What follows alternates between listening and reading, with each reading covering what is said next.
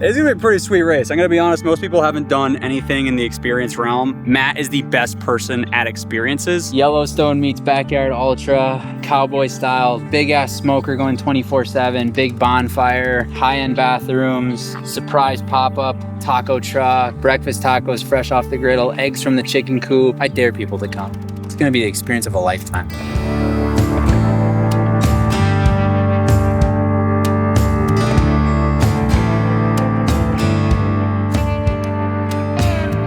Welcome back to the YouTube, y'all. Today I'm gonna take you behind the scenes of the creation of the Longhorn Last Stand, a last man standing race here at our ranch in Dripping Springs, Texas at the end of the year 2026. Now this is something that I am incredibly excited about. I'm a huge believer of experience. And so many people chase this thing called return on investment. I invest my dollars, I generate a return. For me, look, that's important, but a more important metric is return on joy. And I think return on joy comes when you create experiences, moments, and memories with friends, family, strangers that are talked about for years to come.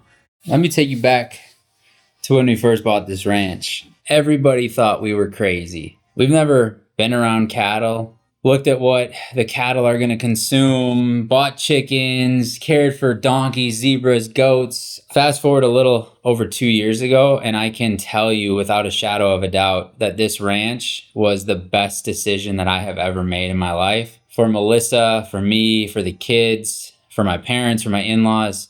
People were feeding baby zebras, petting miniature Scottish Highlands, feeding Texas Longhorns, branding Longhorns, measuring the horns on Longhorns, holding day-old puppies, miniature pigs. I mean, it's just an experience. And we're opening this ranch up to everybody at the end of this year who gets into the Longhorn Last Stand. We're gonna take a place that is very important to us, and we are going to totally change what it looks like just for a couple days so we can run a last man standing race here at the ranch. Once they set up, this area will obviously be all cleaned up. They can park in this area, they can park by the garage, and then they can park where the new barn is being built. On the top of the hill, kind of where Beto's truck is, but a little bit further to the right, I envision like a big fire pit with like wood benches around it, barbecue up there. I want to bring in like the second morning, I want to bring in like a coffee trailer. So like the crew is not drinking like shit ready-made coffee. The coffee trailer rolls up at 5:30 in the morning on day 2. It's like, holy shit, there's a really high-end coffee shop. Where Beto's truck is, I want it to feel like Yellowstone meets backyard ultra, and that's where like the community feel is. Yeah. Because on top of that hill, you're gonna be able to see the runners going on that way on the course, and you're going to be able to see the runners coming this way on the course. Are they like, they're going to come in through here? This is the end of the course, and they come in here for the end of the lap. Yep. So in all this, this doesn't need to be any sort of running space at all because they're going to be running inside of this gate. That's correct. Okay. So Friday is setup. 8 a.m. VIP. Where we can cap that at? 20 spots? A 200 apiece? That's more than the race entry. Well, what does VIP stand for? Very important person. You pay to be a very important person in life, or you earn it. You know me, I'm bad at charging a lot of money. This is where I'm referring to you. You know what would be the best thing that ever happened? 0 VIPs. Because then we just get to chill all morning. Because the real startup is going to start at noon. What we could do is we could do VIP. Every person's herd ID number, which is their race participant number, goes into a hat. So we document drawing the tent locations. Okay, yeah. Everyone shows up at the same time, but there's already a predetermined, your tent location is here. So like they don't have to show up at 12. They show up anytime between 12 and 8 to set up their area. I'm going to probably have him build an overhead for this similar to that. So there's like a big overhead arch that they'll run through. Now we can go one of two ways.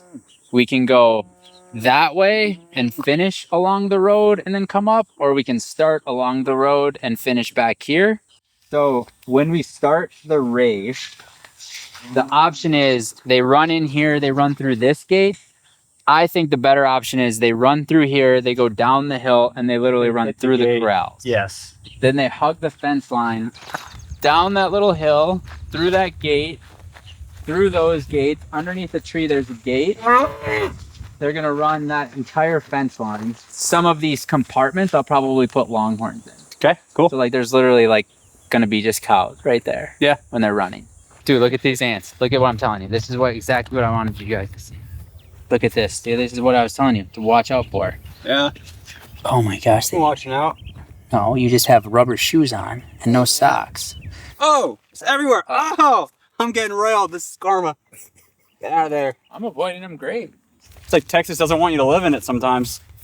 So what time are the gates gonna open? 5 a.m. 5:30 a.m. I'm thinking we get the band. We get a band to play country music from 5:30 till 15 minutes before. From 5:30 to 6:15, we got like country music live on the I range. mean, if you want to do that, sure. Yeah, I mean, like, I'm not gonna. Me in my events, I usually just put on like a speaker.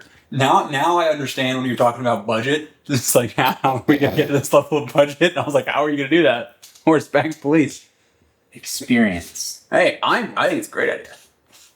Yeah. So every single cow has to have a brand and a private herd number in order to be registered. Sure. In order to run this race, you have to have the brand and you have to have your race ID. It's going to be temporary, but they have to go into the squeeze chute, which is where we brand the cows, and they're going to be able to either get a henna tattoo or they'll be able to get the little lick and stick half-ass thing. Registration is open already. Yep. 50, about 123. It actually might be a little higher now. We got like 7 registrations in the past few days. Dude, we got a lot. Dude, there's people from every state under the sun. Dude, this is going to be the best of the best, man. There's some like legit runners, like top 10. Nick Pelletier is an absolute animal. People know that I'm great at crewing. No one's really, like every now and then I'm like, oh, I did really well at this race. Then I go back to just crewing. When they register, they get a whole details page of like, hey, here are all the details for the races and the dates. They get an automatic email sent out from that. And then it also goes to link to our website, which will also have the course and everything else. So this gate will be open. They run through this gate. What I'm thinking of doing is from this post on, I'm going to build a temporary fence so that I can keep longhorns in this pasture. Okay. There's one identical on my right foot right now that I'm just trying to act like it's not there. Yeah, we're going to have to get that little attachment on the lawnmower that you have and blast this spot. Yeah. They're going to be like, yeah, we really like the hot chocolates that were delivered, but damn, do I hate my feet being blasted by fucking spikes. Dude, those are going to be gone by now. Yeah. There's summer, spring. They'll be gone. Don't worry. All right. Yeah, if there's grass, there's spikes. Whole field's grass. So they'll run along the fence here. About right here, I'm going to have Beto cut this fence. This will be a gate. They'll run this way. But they'll run through a gate there, run through the gate here, and then this is where they'll get on the back side of the course, essentially. Yeah. And they'll run all the way That'll be like the majority of the course. That'll be a majority of it. They'll run all the way on this side of the course. And we'll walk in the back and I'll show you where they'll come back into our place. I've never really been over there, so I don't know exactly what it all looks like. But I'll communicate to him, like, and basically say we'll use the brush hog, which is 6 feet wide. Yeah. We'll cut a path and everybody will stay on that path. Okay. To the best of their ability. Is there a plan B on that, or are we just using road? Like, let's say, like, he says, no, absolutely not. Then we go 2 doors. So not this guy, but the next door down is plan B. He has 4,000 in. I'm pretty sure I'll be able to get this done. Okay. He told me he followed along on the ride. And he texted me last weekend. He said, my wife and I just finished the series. I'm incredibly grateful to know you. Job well done. I have a check for a donation the next time I see you. One for the good guys. Randy, if you're watching this video, please let us use the land for this race. It's gonna be really cool. I promise. So let's say we utilize this guy's land. Yeah. When are we crossing back onto yours? Yeah. They're gonna be on that property. Sure. I take back my comment of flat because there is a hill right there. So I don't know where, like how far they'll run, like if that hill is gonna come into play. Sure. My guess is they're gonna go that way further, come back up, then they're gonna have to go up that hill and then down that hill. Yep. I think it's good. Anything that is 4.16 miles with the least amount of climbing possible. We have the ability to set up a hell of a lot of tents, set up our own tent for being able to make it doable for anyone who doesn't have crew. Yeah. And then we have our space to be able to create the experience for them, whether it's things that we're giving out, emceeing, different events. Yep. All that jazz. Okay, winner. So the winner of each gender gets $5,000 cash, like literally cold hard cash. And then they're gonna get a fucking Longhorn skull Euro mount. So it's gonna be the skull with these horns. Top 10 overall. Auto entry to the forge. More details coming. Remember you mentioned naming bull or naming cow. Oh yeah, they can name an animal. Half people I told about this race, and I said name an animal, they're like that's all I want. We want to go deep. We want to go like 4 days. My goal is to get this thing to go 4 days. If you want to do 4.16 miles and this has 200 feet, we're not going to get 4 days. Mark is going to watch this. He'll be here. He'll be here now because he's going to be like, that guy said I couldn't do it. Well, also, we can go on this course and it's 500 feet, then we have like a real issue. That's a real possibility. We will have to look into that. I envision creating a sick experiential box that has a race day, what you need to know, some swag inside of it, and that gray t-shirt, I think, is what we give all of the runners. I think it'd be really cool to have a mechanical bull at the starting and finishing line area for like I'm calling it the cowboy camp, which is where all the crew is, just to like do fun stuff in the off time where their runners are running, like just have like an event, like an experience. You have tight budget on that, or like dream first and then figure it out?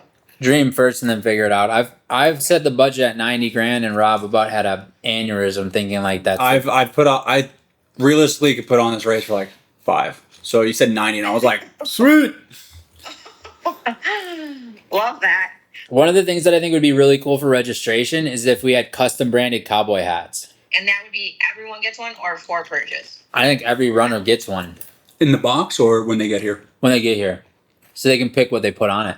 We could brand them, and when somebody drops off, we could brand a DNF on the side of their hat. Yeah, something like that. Yeah, and there's one person who doesn't have it. Yeah. Rob claims he's never had chip dip, and he just drank the dip with a straw. I'm starving. I ran 10 miles and we went straight into the video. Well, you just took down 480 calories of chip dip, 1,000 milligrams of sodium. Perfect. And 16 carbs. Which was more carbs? So he'll email you all that. Logan will work on the brand when Logan works on the brand. You know Logan. He's probably already got it done. Yellowstone meets Backyard Ultra. Cowboy style. Big ass smoker going 24/7. Big bonfire. High-end bathrooms. Surprise pop-up food throughout the experience. Coffee second morning. Taco truck. Breakfast tacos fresh off the griddle. Eggs from the chicken coop. I dare people to come. It's going to be the experience of a lifetime. It's going to be a pretty sweet race. I'm going to be honest, most people haven't done anything in the experience realm. Matt is the best person at experiences. Race directors only do races. They don't actually make the race so that when you quit, you're able to stay and have a good time. The whole point of this, like when you quit or when your family comes out, you're able to stay there for as long as you possibly want, and we're not going to shoo you away. It's just going to keep on getting better and better. We want the people who are running to have the experience build for them as well. Like people aren't just dwindling out, the people are growing as it goes. Speaking of your family, Kids Zone, inflatables. Everybody's welcome. I got 3 kids. Gonna have 4 by the race time. Everybody's gonna be here.